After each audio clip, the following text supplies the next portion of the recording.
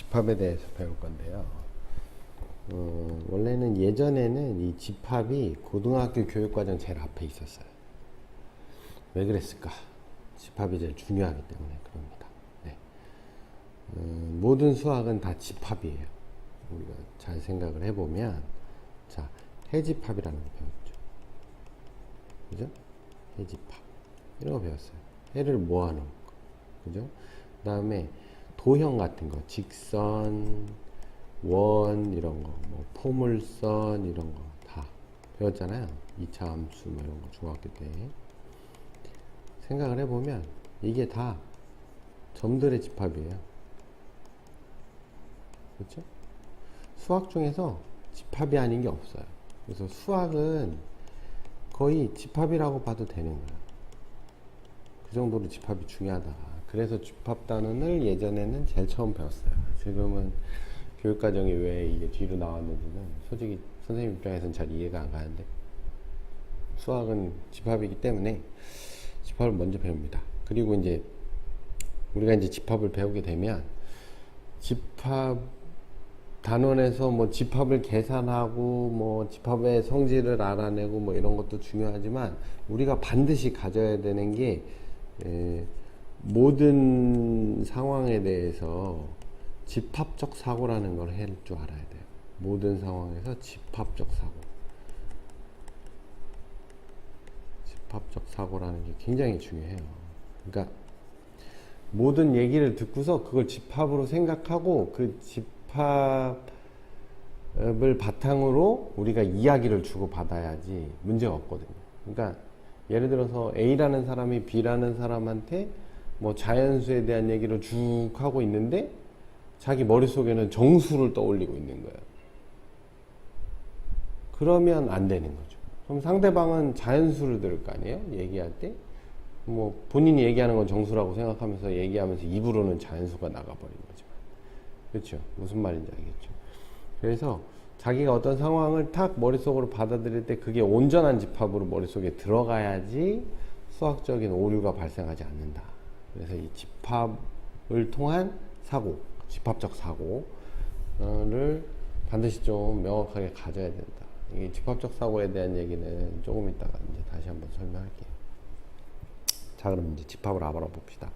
집합, 주어진 조건에 대하여 대상이 분명하게 정할 수 있을 때 그 대상의 모임을 집합이라고 합니다. 라고 돼 있어요. 그죠? 주어진 조건이 있어야 되고요. 그 대상이 있어야 돼요. 그게 분명해야 된다. 그런 모임을 집합이라고 합니다. 요걸 뭐 객관적인 조건이라고 해도 돼요. 누가 들어도 똑같은 이 조건에 대해 대상이 분명한 걸 객관적인 조건이라고 얘기해도 되는 겁니다. 객관적인 조건에 맞는 대상들의 모임, 이렇게 볼 수 있어요.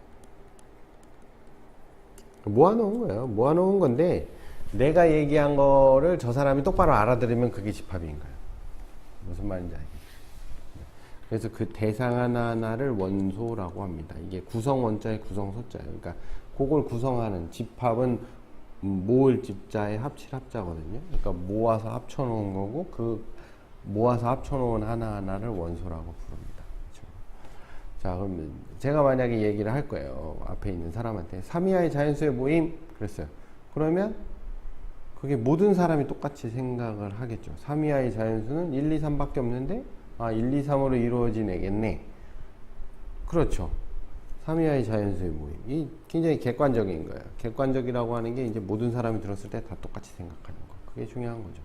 대상이 분명하게 정해지니까 이건 집합이고, 그 원소는 1, 2, 3이 머릿속에 떠올라야 되는 거죠. 이게 집합적 사고가 되는 거예요. 자, 근데 밑에 키가 큰 학생들의 모임, 도대체 얼마가 키가 크다는 거야? 한 130cm 정도 되는 사람한테 160cm는 키가 크죠. 하지만 180cm 되는 사람한테 160cm는 키가 작거든요. 그러니까 내가, 야, 우리 반에 키 큰 애들 있잖아, 걔들이, 라고 얘기했어요. 그러면 상대방이 알아들을 때 물론 제일 큰 애는 들어가 있겠지만 중간에 애매한 애들이 떠오르냐 안 떠오르냐가 좀 애매해지잖아요. 그죠? 근데 크다는 조건이라는 게 명확하지 않아서 이건 집합이 아닌 겁니다. 그럼 예를 들어서 이거를 좀 더 구체적으로 만들면 예를 들어서 키가 나보다 큰 학생들의 모임 이러면 이거는 집합이 돼요. 그죠? 알아듣잖아요. 키가 뭐 180cm 이상인 학생들의 모임 이러면 그건 집합이 되는 거예요. 근데 막연히 키가 크다. 뭐 예쁜 애다. 그러니까 뭐 선생님은 예를 들어서 연예인 중에 어떤 사람을 이쁘다고 하지만 어떤 사람은 안 이쁘다고도 할 수 있잖아요. 그죠? 그러니까 그거는 사람마다 다르기 때문에 우리가 그걸 주관적이라고 하죠. 그래서 주관적인 게 들어가면 사람마다 옳고 그름의 문제가 있기 때문에 그걸 대상에 넣냐 안 넣냐 이런 문제가 있어서 그거는 집합이 안 되는 겁니다. 아시겠죠? 네. 집합과 원소 사이의 관계, 뭐 관계는 원소가 집합 안에 들어가요. 그거를 그냥 들어간다 라고 하지 말고 우리는 뭐라고 한다? 속한다 라고 얘기를 하자고 이제 규칙을 정하는 거예요. 속한다. A가 스몰 a 여기서 보면 우리가 보통 원소는 소문자로 쓰고요. 집합은 대문자로 써요. 네. 그건 나중에 이제 어떤 것들을 봐도 이제 다 적용이 될 거니까. 자, 소문자 A가 대문자 A에 속한다. 이렇게 얘기를 하자. 그렇게 한 거예요. 뭐, 소문자 A가 대문자 A에 포함된다. 라고 해도 뭐 크게 상관은 없는데, 우리가 이제 원소라는 걸 정확하게 얘기하려면 속한다. 이렇게 얘기하자라고 하는 거예요. 약속을 하는 겁니다. 그리고 속한다라는 표기를 우리가 이제 한국말로 써도 되긴 하지만 우리가 수학은 기호로 쓰는 거니까 이렇게 쓰기로 합니다. 삼지창. 요게 원래 이제 엘리먼트라는 뜻을 갖고 있어요. 거기서 2에서 따온 겁니다.